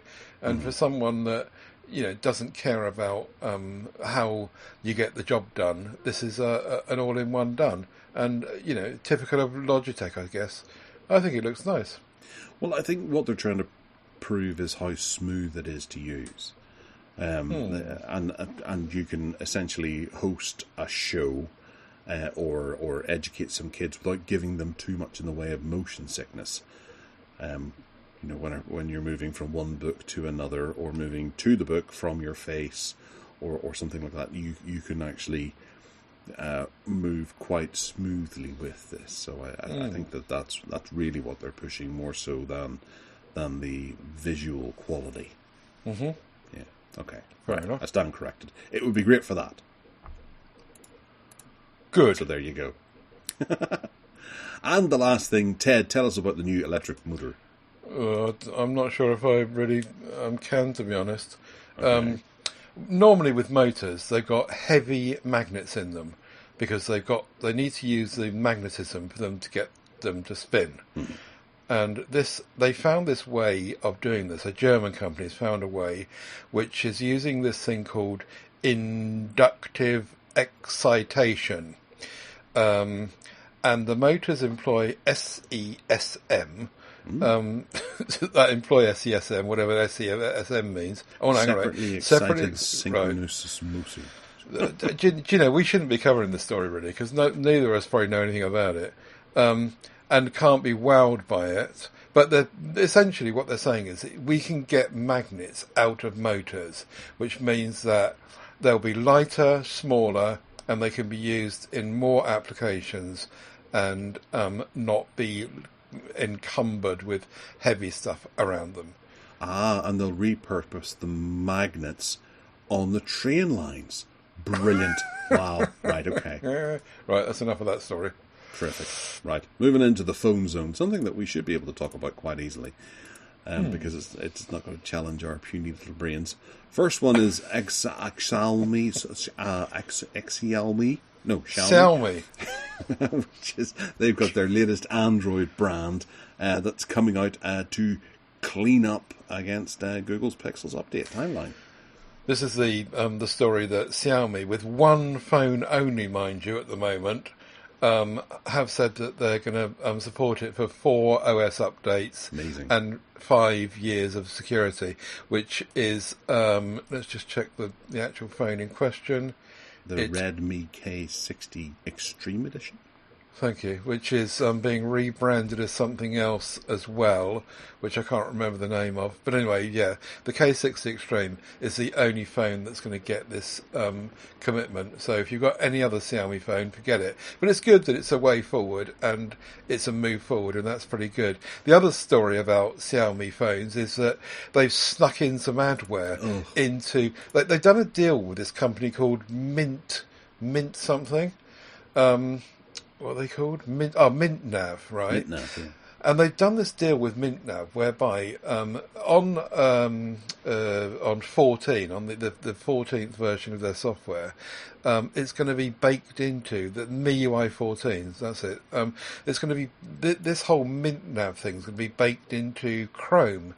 Now it doesn't say that it's anywhere else on the phone, but I kind of guess it probably might be. But anyway, the problem is that it's baked into Chrome. And when you turn it on, this MintNav has hijacked the home page. Now, you might remember this. I remember this back in the day when I set up a new phone with a Vodafone SIM card in it. And Vodafone hijacked, in the same way, the Chrome browser. And you had to go in and change the setting in the Chrome browser to be the home page of what you wanted, in my case google.co.uk, instead of the Vodafone one. Otherwise, every time you launch Chrome, it just goes straight to the Vodafone page, and this is the same thing. So they bloated this out in their phones, and it looks like, unless you know what you're doing, which most people probably won't, you're stuck with it, and you'll just keep launching MintNav and looking at their adverts. Yeah. I'm just I'm doing a quick Google to see what MintNav are all about, what exactly they do. It's quite difficult to find out. All it is just how to remove them. And, MintNav Chrome virus removal. It's seen as a virus. Yeah. Wow. But I can't actually find the company themselves to see what it is that they do. Right. As software. We'll never know then. No. It's a silly name for a company anyway. Yeah. Navigate to find some cinnamon lozenges and something like that, or peppermint creams. Right. Yeah. Now I'm now trying to look up the difference between the Xiaomi 13 compared with the Xiaomi 13T, which I should have done before recording. I completely forgot. Differences because the Leica branding, perhaps. Yeah, no, I think the Leica branding was there before, but it's official. The 13T is being launched. It's got 144 hertz refresh rate on the screen, which is different. There's no word about the chipset, at least at GSM Arenas. There's not. There's no difference in the So they reckon that the Leica lens is in both of them. And the battery's a bit bigger. Perhaps we shouldn't be reporting this story either, because I can't really see what the huge difference is, except that it's a slight iteration of the Xiaomi 13. The T is coming. Perhaps the T is the one that is actually keeping the new update path, whereas the 13 will maybe not be on that update path. Maybe not. Who knows? Naughty Xiaomi. Could be. All right, moving on to the Motorola Edge 40 Neo, which arrives with a nice Dimensity 7030 system on chip, a 50 megapixel camera, and a 144 hertz screen. Ted, take us through the specs of this bad boy. Well, I was comparing this with the my phone of the year from 2022, which was the Edge 30 Neo. This is allegedly the update of that, but actually it's quite a different phone. The Edge 30 Neo was a smaller phone. I'm scrambling around to do the differences now again. There's quite a bit of difference, but the big one for me is that it's been increased from 6.28 inches to 6.55. So not huge, not a 6.8 inch screen, but it's somewhere between, and it's bigger. They've also ditched the Snapdragon 695 chipset and replaced it with, there you go, told you, a MediaTek Dimensity. 730 built on a 6 nanometer process. So the chipset on paper you would think has gone down, but actually apparently that compares pretty well and it should be okay. They've added a 256 gigabyte storage version with 12 gigs of RAM, which you couldn't get. In fact, you couldn't even get a 256 8 gig of RAM one that I ever saw anywhere on the 30 Neo. It's also got a bigger battery, and it's got the same wireless charging, and it's got, what's it doing with the cameras? The last thing I look at. Yeah, the cameras are pretty much the same, I suppose. 4K 30 frames a second is different, apparently. Anyway, the point is that it looks good. And the big news also is that they're going to support it, they say, for 3 OS updates and 4 years of security. And it's only $399, or no, €399. It's not going to be released in the UK formally, but you can get it from Amazon via Europe, and it should be good. It looks good. It looks nice. The screen is not flat like the Edge 30 Neo. It's slightly curved, but I'm okay with that, with a slight curve. It's just that I don't like the waterfall curves now. And it looks nice. I want one. Bring it on. That was one of the things I looked into, because I wanted to see well, it was on the Motorola 30 Ultra that I brought up. And it's got the curved edges. And this seems to replicate that. So is this kind of maybe a do-up of the 30 Ultra more so than the Neo? Well, the Edge 30 Ultra, which spookily has got my SIM card and is in front of me, and I'm looking at now, I don't think that the edge is that pronounced, the curve on the edge. Uh-huh. Yes, it's there, but it's not huge. And I think that the 40 Neo will be similar to that, yes. But it's certainly not flat. Right, okay. But they've obviously imported that across to it, as opposed to the Neo beforehand, which had a flat screen. That's an interesting change. And I know that curved screens like that can be a love-hate relationship. I have the Pixel 6 Pro, and I want to go back to having a flat screen again. Right. Yeah. I'm sick of the curves at the edge, and that's kind of off-putting now. And I'm wondering if there's an Edge 40 Ultra that comes along that might have a flat screen. There's an Edge 40 Pro. Anyway, before I look at that, I'll just tell you that the other thing is that it's got IP68, which is new. The Edge 40 Pro is that's a similarly curved screen. I think the Edge 40 Pro is going to be the same as the Edge 30 Ultra in that curved respect. I don't think it's outrageous. It's okay. It's subtle and it looks classy. As I say, I've got my SIM card in the Edge 30 Ultra at the moment, and I really like it. Yeah. Well, it's yet another attractive-looking phone that will hopefully support Motorola for another couple of years. Indeed. Until they drop support for it. Until Lenovo rescue them again. All right, we're going to finish off here in the phone zone with Oppo, who have a rumoured battery replacement system happening. That a removable battery, yeah, isn't it? Or no. Yeah, okay. It's a battery replacement service. So the story here is that the company have said that any new phones, by the looks of it, starting with the Oppo A2 Pro 5G, they're saying that if the battery drops below 80% capacity in 4 years, they'll replace it for free. Yeah. That's it. That's the story. That's the news. Sorry, I was just closing the door there because the family is back being noisy. Blimey. Right, okay. Anyway, so that's all really, and that's really good. And everyone else should be doing that. Really smart move, Oppo. Well done. I hope that it works well for you. Good call, gentlemen. Good call, ladies and gentlemen. Mm-hmm. Yeah. All right, moving into the gaming area, in the name of the game. This is about the PlayStation 5, which is launching in just in time for Christmas. You can now get the new updated version of the PlayStation 5, which adds a few nice things to it. One of the most annoying things is Dolby Atmos. which I don't think will be coming to previous versions of the PlayStation 5, which will really do up your 4Ks when you're playing them.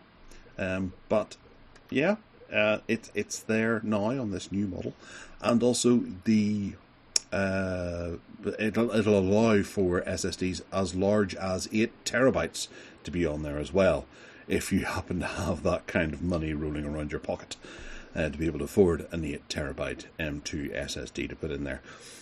Certainly it's 2, or is it 1 terabyte? Yeah, it's 1 terabyte that's currently in the PlayStation 5. Is quite difficult to manage, especially whenever games are coming out at between 100 and 200 gigabytes.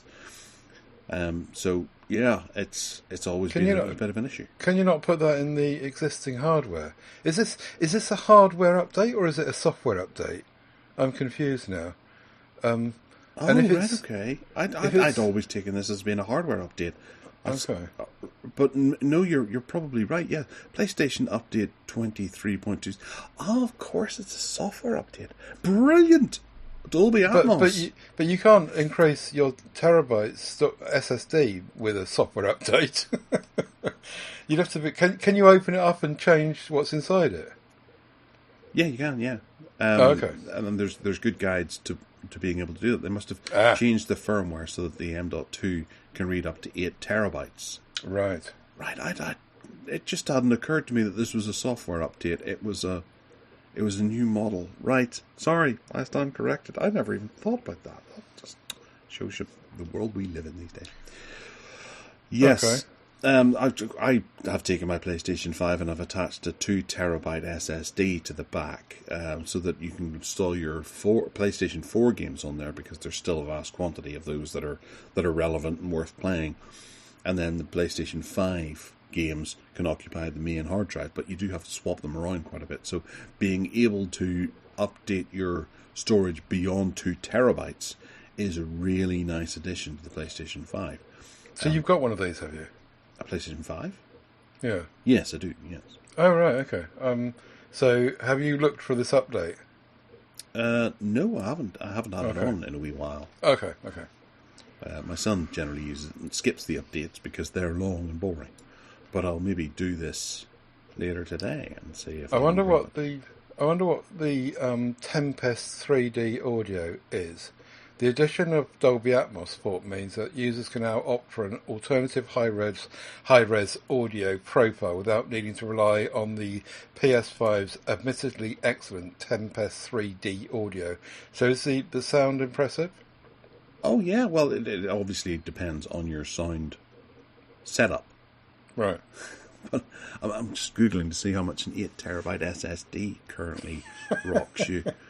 You can buy a Sabrent 8 terabyte Rocket 4 Plus NVMe for £959.99.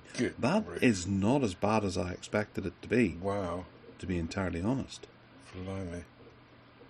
And then I don't even know if there's enough PlayStation 5 games to be able to fill that easily. But yeah, that's. I suppose it cost me about £100 to get that 2 terabyte SSD to put on my PS5 games, PS4 games on too. So it's marginal, I suppose. That'll only come down in price, but it's a Dolby Atmos. That is one of the big things I've been waiting for. Using it as a Blu-ray player and a 4K player.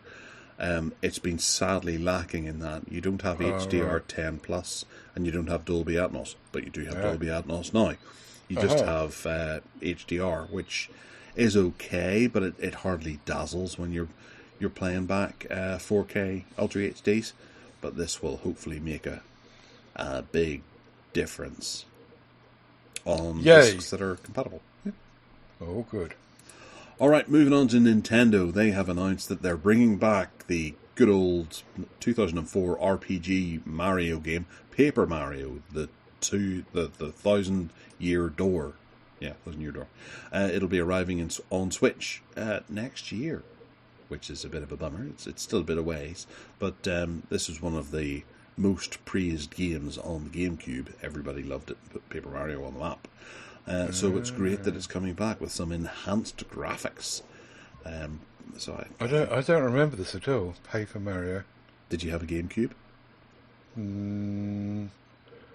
Was that the 64, the Nintendo 64? No, it was after that. It was the small square one that used the Wii discs, the Wii 3-inch CDs. No, I didn't do that. Not the Wii discs and the Nintendo Wii discs. The Wii WEE is in a size description that we use far too commonly here in Northern Ireland. Right. Yes. I'm looking forward to Super Mario Wonder. As I said on the last show, it looks great. But there are other titles in there as well, like Princess Peach, the kind of Mario and Luigi stuff. Donkey Kong is in there, which actually I thought was on... Oh no, that's on... I was saying I've played that, but that's on the Evercade, isn't it? But they're bringing that to the Nintendo Switch as well, so that's good. Right. And, yeah, I might end up start using my Switch Lite a bit more. Well, yeah, you could give this a go. It'll probably cost about 60 quid whenever it first arrives, so it's a bit of a gamble, because it is an RPG more so than a platforming game, but you might get more out of it. It does have... It's got a 2D flavour to it. Paper Mario is... Right. I don't know if you watched the trailer, but he's a little thin piece of paper as opposed to a well-rounded plumber. No, I haven't watched it. I've, as I say, I've never heard of it. I'm looking at some pictures now. Paper Mario. The Origami King. This is for 2-year-olds, isn't it? Well, it could be argued that all of Mario is for 2-year-olds. But, no, I do remember this game coming out and wanting it quite a bit because it did look rather good. Okay. They use the 2D-ness of Mario to good effect as well. Oh, right, okay. Well, I should certainly have a look at that then, yeah. Yeah, and it's an RPG, so you could have a bit of Starfield-style interaction too. Very exciting. Okay, some of the delisted 3DS games, namely from Picross, are coming to the Nintendo Switch. Whenever Nintendo delisted a bunch of their titles from the 3D DS eShop, Picross was one of those sets of games. I think I read that they had 8 games, and there's now a new collection that's coming to the Nintendo Switch for £35.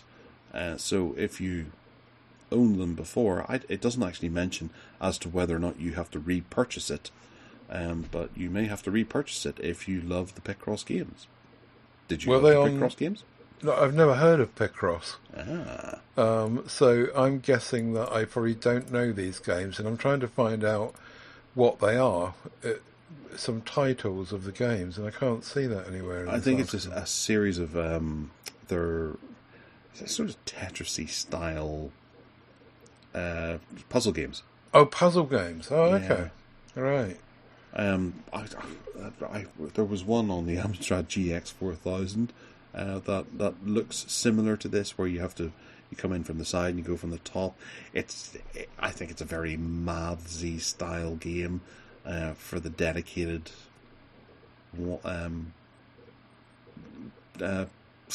puzzle game lovers. Right. It's not quite. Okay, that's why they're 15. That's why it's 35 quid for 15 games, or whatever it is, because they're a bit basic. They are quite basic, but they're very complex. They get very complex quite quickly. I have I think it was called Plotting on the Amstrad GX 4000, which is something similar to this, and I really loved it. But it's not the sort of game that you'd sit down on a Saturday night and go, "Hey, I'm going to have a good old night of plotting." But that's kind of what this is, where you have to use your brain a lot to get through some of the crosswordy style. Okay, games. I might quite like that. My mum might quite like that as well. Do you like Sudoku? Yeah, she might quite like wordy games, you know. Yeah, I think it's more numbers based, but yeah, okay. See what happens. Okay, TikTok has opened a data center. Oh no, we're moving into a different section that I did not announce. I do apologise. Flop your trap, what an app. TikTok has opened a data center in Dublin in a bid to combat European privacy concerns. The cunning little TikTok-y people. So, right. Why Dublin?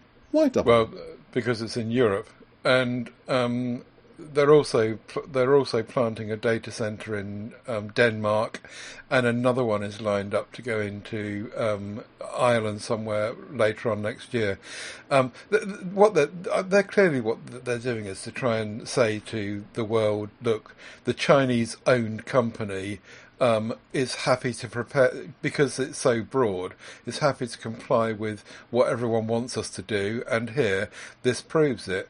And furthermore, they've also teamed up with a cyber security company or other, who are going to monitor what they're up to. The data center will be subject to those inspections about what they're doing. They're just trying to say to the West, look, TikTok is okay, and don't worry about it. We're not fueling the Chinese military and influencing the whole world, and this is proving it. Whether you believe it or not is up to you. You got to wonder, right? Is it the potential that they're going to have a couple of different data centers? One that stores what they want you to see, and then another one which has everything that they don't want you to see. Yes. It's not a question of what you see. It's a question of what data they're harvesting from people, and then sending back to the Chinese government and the Chinese military so that they can take over the world. Yeah, and the regulators say we want to see what you're culling out of people, or exactly, scraping out of people's phones. They'll go, well, go and have a look in Dublin. Don't come to China. Go to Dublin. That's got the nice stuff. And that's where this cyber security comes in. They've obviously thought of that. They're ahead of you there. Yes. Well, we'll see. We'll see. Right, the morning after, Facebook may offer paid ad-free plans in Europe. I've heard this about WhatsApp as well. Well, I suppose WhatsApp is owned by Facebook. They're looking to possibly, and it's something that's been mentioned for many, many years, in having an ad-free experience in Facebook. That you're still giving over your information to Facebook to make money out of, but they're going to ask you to pay them to take your information and make money out of it, instead of showing you crappy ads down the side. Ted, this sounds like a load of... You do hate Facebook so much, don't you? Yeah. It oozes from every pore. I think the broader question is, and the interesting one for topic or debate or whatever, if we had time, would be who amongst us is prepared to do this? Who is prepared to pay a company? Let's say it was Gmail, or it was iMessage, or if it just whatever. How many of us would be prepared to pay? Apparently, Facebook claim that 10% of their revenue is from advertising. If you take that away, then presumably they've got to raise 10% from people subscribing to their services. I quite like the subscription model, not in Facebook's case, but generally. And if it's going to make it ad-free, where it is ad-blighted, the good example for me is YouTube Music and YouTube. And I have been prepared to pay £11.99 a month, which is going up to £12.99 a month, because I think it's worth it. And when I was looking at my dad's YouTube the other day, I was watching this video which ran for about 10 minutes, and 3 times there was adverts in the middle, and I just can't believe that people live with that. Yeah. It's just awful. I would hate it. And so I am voting with my wallet and saying yes. If Gmail suddenly got adverts all over it, and there was an option to pay them to not do that, then I probably would pay, as long as I can afford to. What about you? Well, yeah, I think the obvious comparison here is Twitter. Twitter have obviously have a subscription model, and it must be working well enough for the the company to, or for Meta and Facebook to decide that this is another option for them to explore again. I still see quite a lot of people on Twitter with the Twitter verification blue tick. So obviously that means they're paying for it. And you can, as part of one of the perks of that, you can actually opt for it to be removed as well, because some people are boycotting blue tick counts out of protest. You can have it the other way, so people don't know that you're paying for it. I wonder what Facebook is going to do in order to celebrate the fact that you're subscribing to their platform, so that everybody knows that you can do it. Maybe it'll just be exposing your genitals, because that's all they can do. They've got all this information. They'll just post pictures of your genitals so that everyone can see them. That could be one way, or they could just not make as much money out of people as possible and open it up. I think they're getting tired of people using all kinds of ad blockers and things like that, Raspberry Pis and all those sorts of things, to completely remove all ads. And people can do that. And they're losing revenue that way as well. So at least this way they can offer more incentives for people to subscribe, rather than looking for ways to get rid of the ads. Indeed. Yeah. But I suppose it was quite recently Google contacted me to say that I need to, by January, have a GDPR dialogue on my website, on garethmiles.com. And I wondered why, because I don't collect any information, but it's because the ads that are on the side of the website do. Right. It's like, right, well, we'll get rid of the ads then, because I had no idea that you were doing that. No one's mentioned it to me. I just thought it was a wee ad displaying, and that helps with the upkeep of the bandwidth each month. But no, apparently it's collecting information. Right. Well, it probably would only mean that you'll need on some sub-page somewhere a little paragraph, that's all. No, it's the full add in the consent thing that you get on so many websites that I absolutely despise. And every time someone goes there, they have to click that. That's ridiculous. And it's a blog. It's not a particularly good blog, but it is essentially a blog. I don't have any aspirations to try and take any information from anyone and use it anywhere else. But it turns out that I have been doing this all along. Yeah. So I've just you're said, a cad, aren't you? Whenever this deadline comes around, I expect all the ads to disappear. You knew that, and you've just been rolling the dice and being naughty. Well, it's the same with Facebook. Obviously, they have to bring in some sort of GDPR against people whenever this deadline arrives, and they're looking for ways to deal with that and still profit. Yeah, but it's a European thing. Yeah. Good luck with that.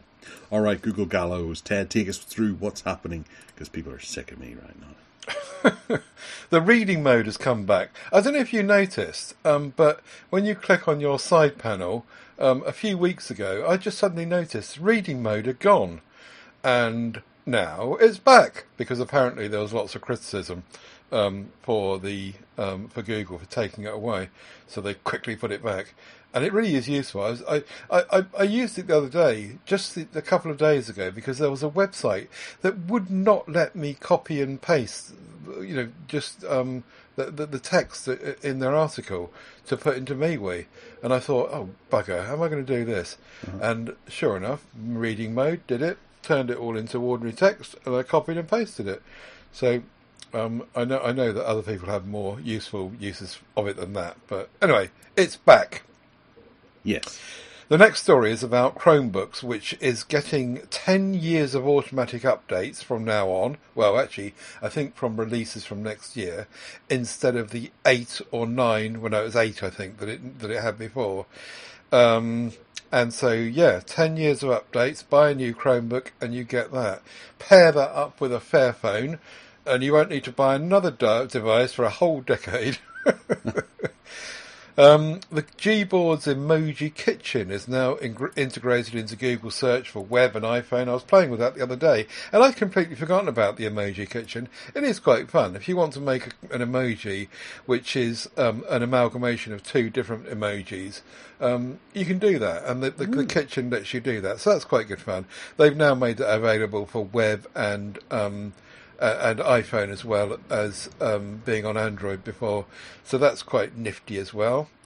And the Google Photos locked folder thingy is starting the sync. The sync is rolling out, so whatever you put into your locked folder on Google Photos now will sync across all your signed-in devices, and I've seen that working here, and that's worked really well. So you can hide all those naughty photographs, and be sure that when you change devices, you can still have them there to use and abuse later on, Gareth. You dirty boy.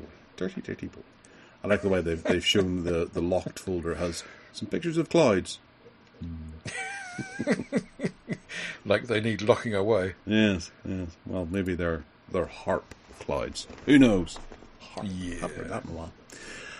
Right. Okay. We're going to move into Hark Back, which I thought I'd do something a wee bit different. Something I'm going to straight say I don't know a hell of a lot about it, but I have seen them in my life. I have used one, I believe, on one occasion. But it's the underdog of the early 80s microcomputing. And that was Dragon. And I'll pay homage to Ted here because it's a Welsh-based company. Nothing to do with me. I just live here.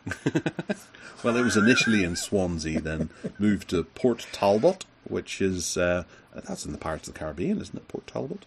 There was one in the Caribbean, and then out to Spain from 84 to 87.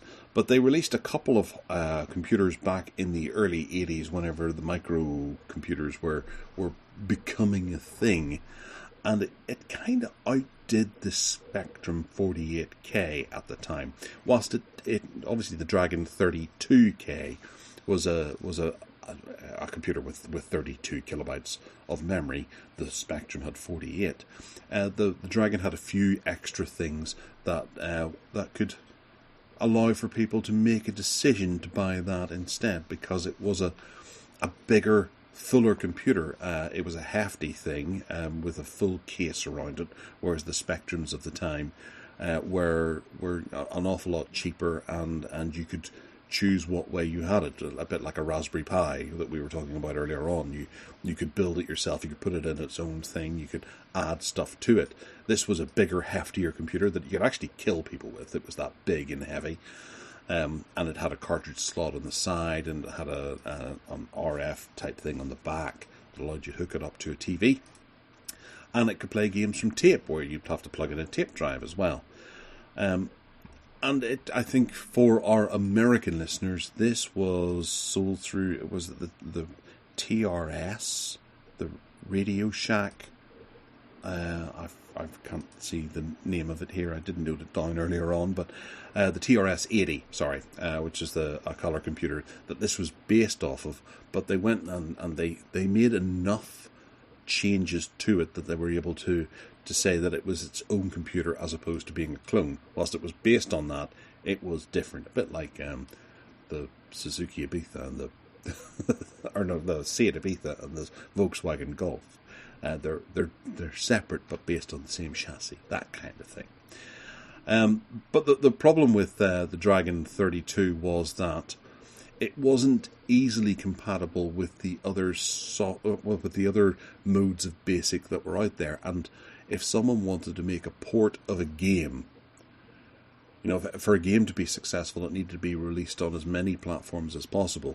If people wanted to make a port of their game to this, they'd have to start from scratch. It wasn't as easy as whenever they made a port from Spectrum to Amstrad. Most of the work was already done, and you get lazy ports where they just change a couple of bits and pieces, or you get good ports where they go in and actually make it work better. That's why some of the games on the Amstrad look quite slow when compared to Commodore and Spectrum, because they are just a lazy port of the Spectrum version, ported straight over and not taking use of the chips inside the Amstrad that were slightly better. This had well different chips, and they had to go back and actually program the game again from scratch. And as a result, some of it could look quite a bit different. If you have a look at Chucky Egg on this and Manic Miner, they're a good bit different to what you would expect to see on Spectrum, Amstrad, and Commodore. But the company didn't do terribly well over the years. They did the Dragon 64, and then they were in negotiations, I believe, to do a Dragon 200, but it didn't quite arrive because the company just didn't sell enough units to be able to sustain itself, and eventually closing Dated Dragon in 1984 and then being sold off to a Spanish company who tried to resurrect things but not quite managing it. But it's always the little company that didn't quite do as well, but I knew of it. I had a friend who had one of these. I remember at his birthday party I got to play on it. I think I played one of the Popeye games or something like that. It might have been on this, and it was a fascinating thing because it was at a time when it was already dead, and you did see some Dragon 32 and 64 software for sale in a shop that sold software. You're kind of like, what is a Dragon? I'm intrigued about a Dragon. And I finally got to see one day. And I kind of compared it to the Amstrad I had at home, which was a superior machine because it was a good few years after this was created that it came out, and it had a number of the technological advances like a built-in tape player and faster graphics and that kind of thing that you would expect from a couple of years of innovation. But being able to play this, it was kind of nice to be able to have a look at what was before, and I guess it's one that never really gets much in the way of airplay, and I wanted to mention it because I'm intrigued to know if anyone ever had a Dragon machine or had time on a Dragon machine. Did you ever hear of them, Ted? I think it rings a bell, and looking at the images of it in the wiki page which you've linked to, I kind of think I should know it. Mm-hmm. And they look really nice. They look like, there was an era of, in the 80s of these kind of people trying things out and pushing the boundaries of what could be done with the available technology, dipping their toe in the water. And unfortunately, some like this one didn't quite make it, as you said, which is a shame because it looks really nice. It says that it's running Microsoft Extended Basic. Mm-hmm. So is that related to BBC Basic? Well, yeah, it was a slightly different basic setup, and that was one of the things that made the difference between it and the Radio Shack version, the RS-80, right? Because it ran a different type of basic as well. But this one, that was why it needed to be rebuilt. There was a thing back in the 80s called, was it Lexar tokenization? I think it was called. And that's my memory, just being old. But you had to, you could turn this back into the RS-80. Right. By doing that, and it would reapply that version of BASIC. I'm on the Wikipedia page here to see if there's any mention of that, and I can't see it, but that sticks in my head as one of those things that I knew when I was a kid, and it would confuse and baffle people, but I didn't actually know what that meant. Oh, it is. Okay. It's there. Yeah, differences between the TRS-80 and Color Computer. There was levels of compatibility, but only after they re-tokenized, which can achieve fairly easy transferring via cassette tape. Right. So it's whenever it loads in, certain characters were different. It's almost like if you think about the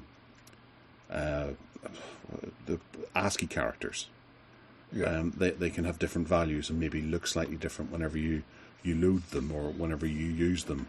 Okay. And the keyboard might have to be rewired as well for you to be able to make those characters.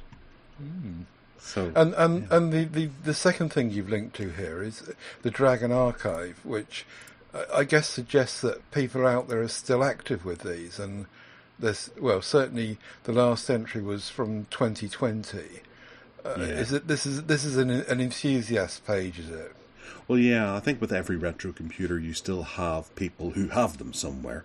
And whenever those fall into the hands of enthusiasts and people who have the know-how and the ability, generally the people who have them were able to use them and write software for it, or perhaps develop software for it, and they can spend their time making new software for it for those who are who are enthusing about them. There's a great one, a great line of support for the Amstrad.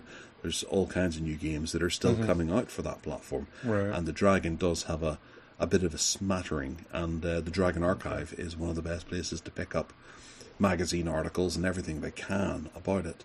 And it's just fascinating looking through how they tried to keep the company alive, and even the Spanish company. They were in negotiations to do an MSX, which is another platform, an MSX Dragon, as the company was closing its doors. But yeah, just in order to try and keep it alive. I was wrong. The last entry is actually in June 22 here, not 2020. Yeah. So not as long ago as I thought. But yeah, looks like a really interesting project. It is, yeah. And I liked the Dragon. It was a bizarre, weird thing that just cropped up again and again. And you'd see like an advert on the back of a magazine. You'd say are available now for Spectrum, Commodore, C16, and Dragon. Like, Right. Really? Wow, Dragon was that important back then. They actually made a version of this for that. Wow. Yeah. Very good. Fun stuff. You'll have to try and get one. No, I couldn't afford one now. I think they're really, really expensive. Okay, moving into the bargain basement, where we have stuff that... And no, Google, I'm not talking to you. Stop. Don't know why I did that. Okay. Right, the first one is the Razer Leviathan V2X, which is a gaming, a PC soundbar essentially, with lots of the usual RGB lighting and all the rest of it.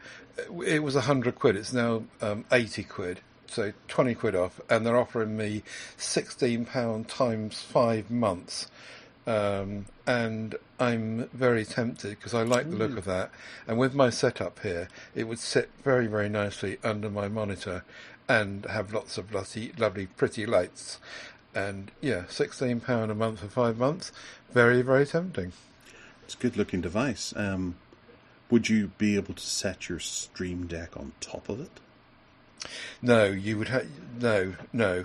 The Stream Deck, which currently sits in the middle, would have to go off to one side. It is a USB-C unit. You power it by that means, and there's also Bluetooth in it, so you can switch between Bluetooth and USB-C to your computer with a press of a button on the top, and it's got its own volume controls on the top, and yeah, it just looks really nice. And I watched a couple of YouTube reviews on it last night, and I thought, yeah, that really does look like it's a decent little device. Very tempting. If you go down to the review section, there's a guy who's taken a picture of it, and it's really satisfying where he's got it in his desk setup. He's got like a riser that is, I think he's got 2 screens and drawers either side, and it just fits rather snugly in there. Although he has to pull it out a wee bit to get access to the buttons on the top. But it just looks gorgeous in that riser. Yeah. I see that picture, yeah. And I've got a riser. I could use that. Hey, you could do that too. Wow. Yeah. So that's 20 quid off at the moment. That's nice. Yeah, it's a good looking device. Yeah. All right. The first one I have is a set of speakers, which I hadn't actually clocked that Ted was doing a speaker as well. This is the PreSonus Eris, the E3.5. These are 3.5 inch 2-way high-definition multimedia studio monitor speakers that get rave reviews. Good, clear sound, they say, and they've got all kinds of inputs on the back, as you would expect from studio monitors. And they look the pace. They've got volume control. They've got auxiliary on the front and headphones on the front. Power button on the front. I like these. Yeah, so do I. Down in price from £97 to £70. I'm not getting any pay per month options, But you can get a set with 4.5 drivers as well, which is down from £119 to £115, so not as big as Sale. But it's their number one bestseller in studio monitors. How big are these physically? Let's Quite. have a look.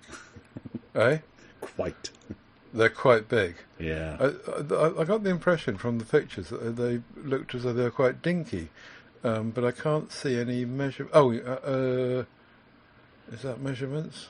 Well, there's someone's taken a picture of it next to one of those Apple iMac towers. You remember the round ones that they put out? And it's maybe about an inch shorter than that. So that gives you. Oh yeah, they are quite big, aren't they? Blimey. Yeah. Chunky. Chunky ones. Yeah. Very nice though. They look great. Love all those connections. Yeah.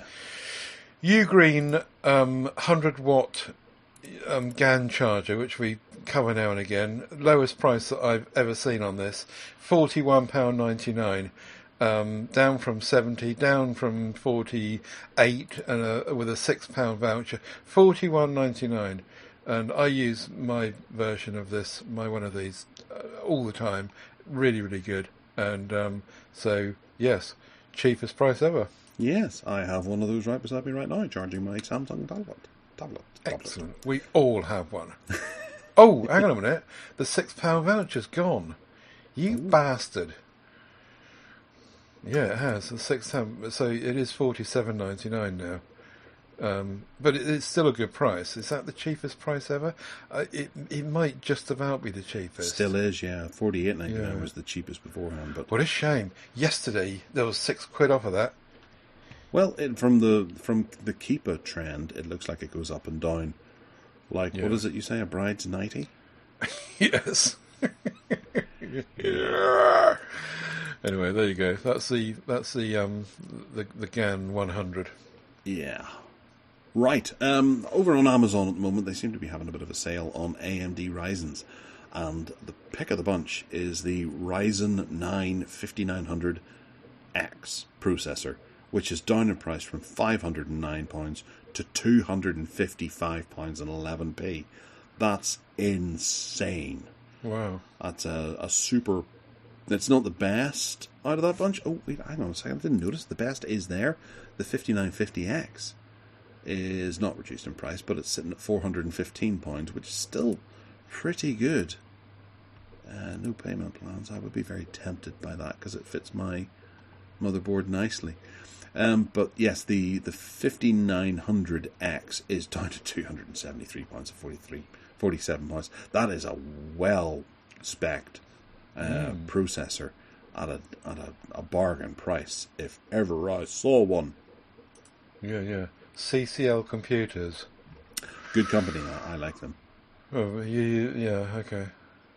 Although I'm just noticing that it can't be dispatched to my location. Yet another bloody Amazon thing that can't come to Northern Ireland. How frustrating. But if I go to CCL's website, I'll be able to order it from there, which is... It's obviously a toggle that hasn't been toggled. I like toggle. Toggle's a funny word. Yeah. the top review on this is 1 star on the basis that DPD didn't deliver it. Oh, well, obviously it's a crap processor, then don't buy it.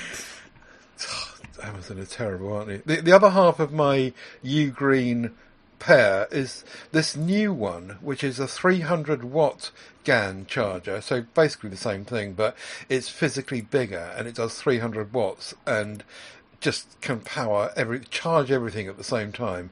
It's a desktop charger.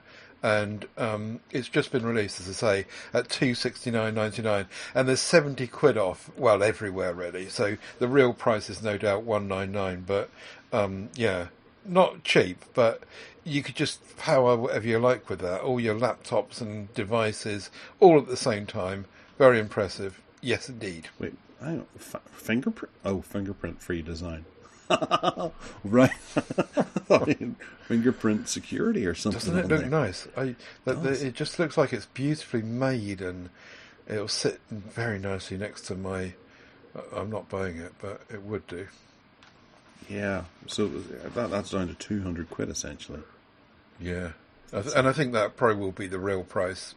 Once the launch deal inverted commas has gone, it'll no doubt be $199 always. But yeah, 140 out the top, 100 watt out of the second one, 100 watt out of the third, 45 watts out of the fourth, and then 22.5 watts out of the bottom one. Nice. But you can do all that at the same time. It's 300 watts total. Well, not all of it at the same time, but you could certainly use two of the hundreds at the same time, and the 140 and the 100 at the same time, and so forth. So, in that respect, it's better than the 100 watt GAN that we've both got, because you can do more at the same time for those that need to. Quite right. No, it's a good looking device. That it would be nice to have on any desk. All right, I have to ask you, Ted, do I sound any different today? You sound a bit less bassy, I would say. Oh, right, okay. Well, that's interesting that you didn't start with that at the start of the show whenever we were... It's not hugely significant, but now you've said it, yeah, okay. I think that your voice is not quite as meaty. Well, it might surprise you to know that I'm actually recording this podcast, the whole podcast, on the NJSJ USB microphone for PC, which I picked up for the low price of £26.39. Wow. It comes with a little stand, it's USB Type-C, it's got a sibilance shield or popping shield on the front of it, and LED RGB gaming lights inside of it as well. And Very exciting. Actually, we're quite impressed with it, given how cheap it was.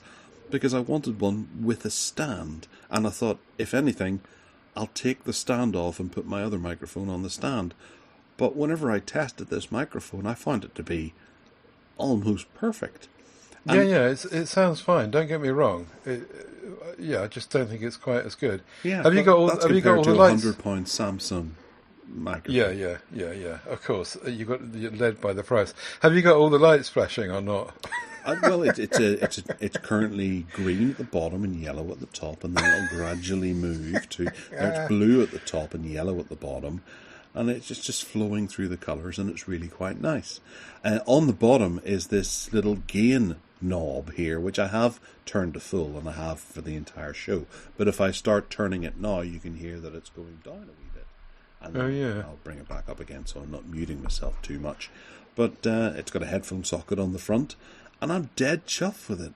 For 26 quid, this thing's fantastic. And in the box is a wee USB Type A to USB Type C converter jobby that's really high quality metal. I think they must have made a mistake when they were putting it in, because there's no way it should be in this package of 26 quid. The sibilant shield is metal on the front. It's got a mute button on the top. It's got a lifetime warranty as well. And I think for 26 quid, that is absolutely cracking value. Oh, I see. That gain thing on the bottom is the whole of the kind of bottom nobule. Yeah, nobule. It looks really nice. I have to agree with you. Yeah, it's dead simple, and they do give it that you can pay £38 and you'll get a proper boom arm. But I've got so many of those knocking about. I just wanted a wee stand, and I thought, well, I'll get a microphone as well on the top, because I was looking to pay maybe 20 quid for a wee stand just for my desk, and it is a wee stand. It's really small, but it's what I was looking for, and it's a full metal stand with a bit of foam on the bottom. Dead chuffed. So have you got that currently? Have you got that stand between you and the keyboard, or is it off to one side? It's off to one side. It's about 2 feet away from my face. Right. And it's picking me up this well, because I'm a bit tired of bringing the boom arm in for that other microphone. And I just thought, I'll get a stand. And then I noticed this, and I thought, that's a microphone and a stand for about the price.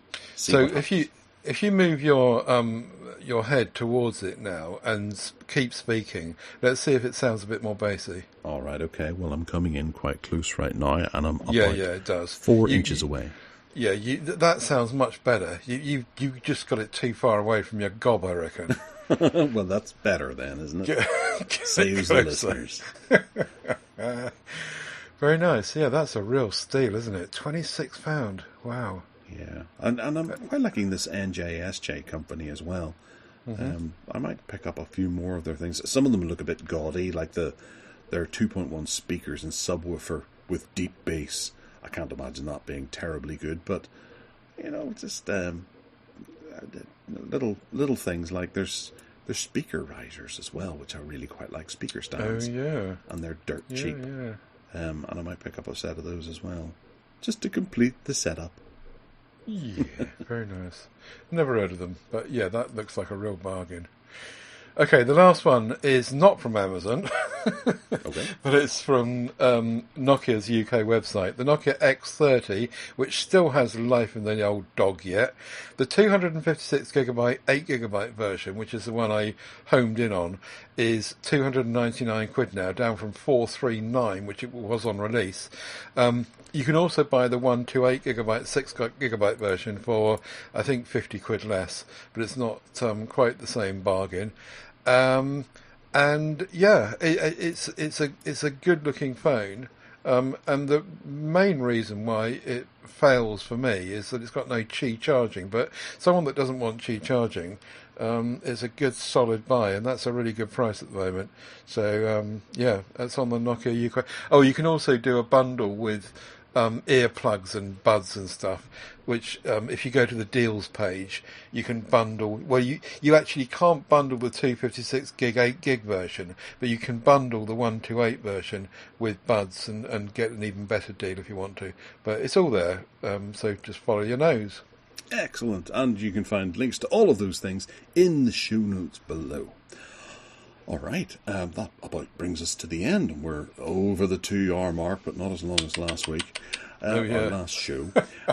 If you want to get in touch with us, you can by emailing us at gareth@techaddicts.uk, and you can find us on Twitter as well, at TechAddictsUK. I'm on Twitter too, at Gareth Miles, GarethMyles. You can find me on Mastodon, of which there are links in the show notes, and I have my .com as well for GarethMiles.com.